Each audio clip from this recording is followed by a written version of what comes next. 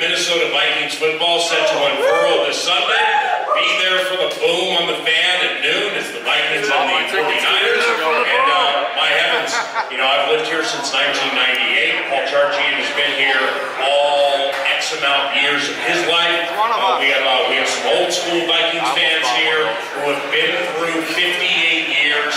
Let's just call it Minnesota Vikings football. I'm not going to say heartbreak, because even though at the end of the equation with those 4 Super Bowls, some NFC title games, including last year, there has been a fair amount of heartbreak. There also has been a lot of happiness and success and adulation. And you know what?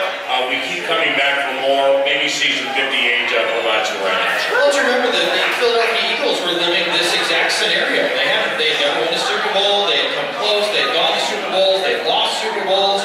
And here they are as champions. Why can't the Vikings, a team that was 1 game away from the Super Bowl, be that team this year? Right. And, really, Paul, I don't know that there's ever been a Vikings team assembled that has as much talent in as many places as this team does.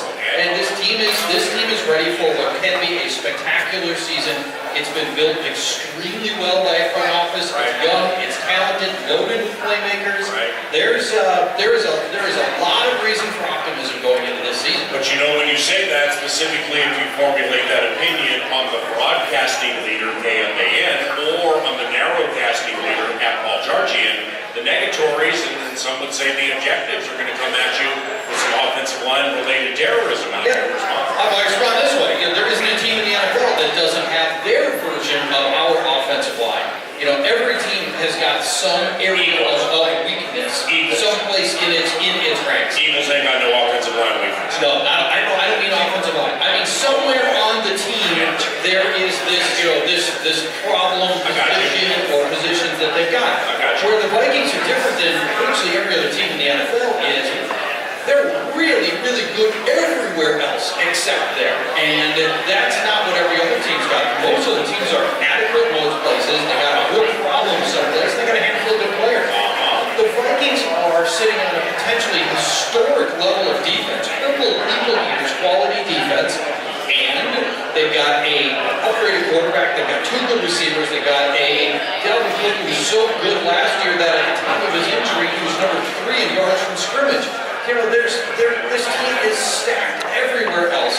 That's a luxury position to be in. Most, 30 teams in the NFL would trade rosters with the Vikings right now. Sing it, So there is, you can hard volume on the offensive line, and it is a real concern. I'm not minimizing what it is, but the Vikings are so strong everywhere else that they ought to be able to make up for those deficiencies. 10th anniversary of the Friday Football Feast, very crafty and clever for Buffalo Wild Wings. I believe Miller Beer, the fan, the Vikings to start this thing in 2009. The Brett Favre season. In 2010, Favre was with the team, didn't make the playoffs. We got through it. How did we do the Feast in 2011 when they won 3 games? The funny thing is, oh my God, it was still packed every week. We've had a couple, I think, 2 3-win seasons or something close to that over the years. People keep coming, Paul, and that's the beauty of the Feast. Don't you remember the Friday? I mean, one of maybe the most frenzied feasts in the decade of doing this. I mean, you have to have vivid memories from it. Buffalo Wild Wings, Plymouth last year into the New Orleans Saints game before the Minneapolis. So much fun. Oh wait, you weren't there. That's right, because.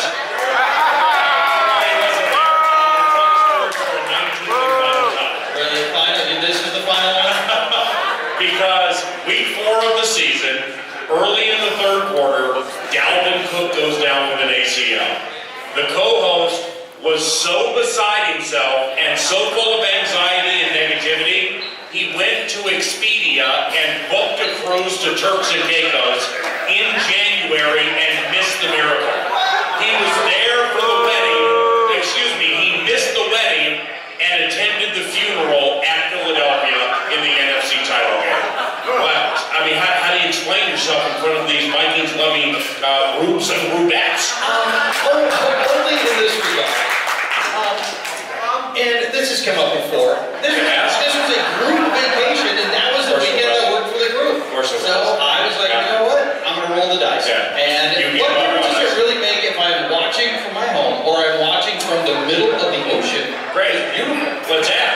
I mean, these are people who have chosen to come to the Friday football feast to take in a radio show that includes you. He just said, what does it matter if I'm present or if I'm worldwide sailing the turquoise seas outside of Turks and Caicos? I think that's boo-worthy. Can you give it to him?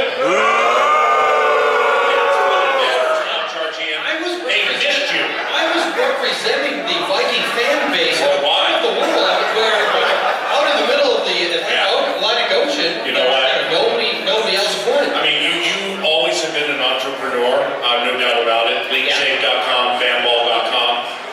I think you should go to Vikings president Mark Wilf and stress to him the importance of the marketing you generated for the Minnesota Vikings in Turks and Caicos, Jamaica, Bahamas, St. John, St. Thomas. How much money will roll into the organization from that part of the world? Ambassador. Caribbean ambassador is what it was. That's right. I ain't no doubt about it. So this journey begins Sunday. We never know where the journey is going to take us. But it does behoove us to do an inaugural 10th season Friday football feast poll, kind of by sound because it's radio. Simply because we see familiar faces, saw some of you at the Great Minnesota Clump together over the last week and change, 2 weeks and change. But let's just see how squared away you are with one opinion into Sunday's life changer. How many people, by noise, were genuinely excited the Minnesota Vikings signed Kirk Cousins as quarterback?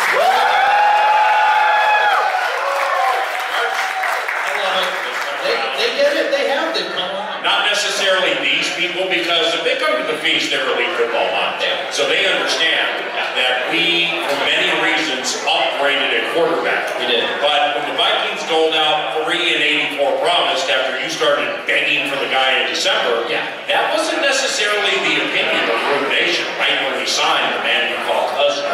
No, I think at that moment the fan base was relatively evenly split between those that wanted to see Cousins come, those that wanted to see Teddy start, and those that wanted to see his come back. And as it turns out, the Vikings, for right or wrong, in time will tell, they put all their chips into their guy, and I love that. They decided that if they wanted to go with the quarterback that gave them the most upside, and for sure that's Kirk Cousins, who's had 3 seasons better than anything you've ever seen from Teddy and Case in the past. If all we ever get from Kirk Cousins is the same guy that the Redskins had, he was a very sizable upgrade at the most important position in the NFL. Will it all materialize in 50 hours from now in the very first game with a patchwork offensive line and a new offensive scheme, a new offensive coordinator? I don't know. Maybe not. But in the long run, I think it's going to end up being a great decision for this organization in the long term. And for at least the next 3 years, we're going to find out. But I think it was ballsy. I love it. And I really am optimistic that Kirk's going to play a huge difference. The on-site producer for the Friday football feast at Buffalo Wild Wings Canhassen. It's an absolute treat to have Jared Wells with us. He's the bass player for the Gary Clark Jr. band. And Gary Clark Jr. is in town performing tomorrow night. Can I get a round of applause for Jared Wells?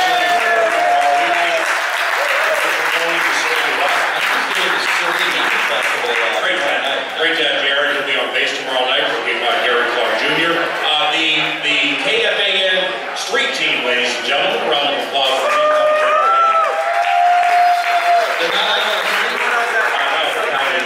Buffalo Wild Wings Canhassen.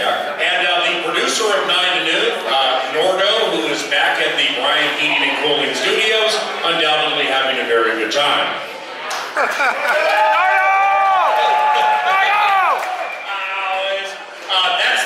That's the opening segment for the Friday football feast, ladies and gentlemen. 10th anniversary, Vikings Niners this weekend. Bless all of you. I'll be on site later. We celebrate the 20th anniversary of the '98 Vikings with Mitch Berger joining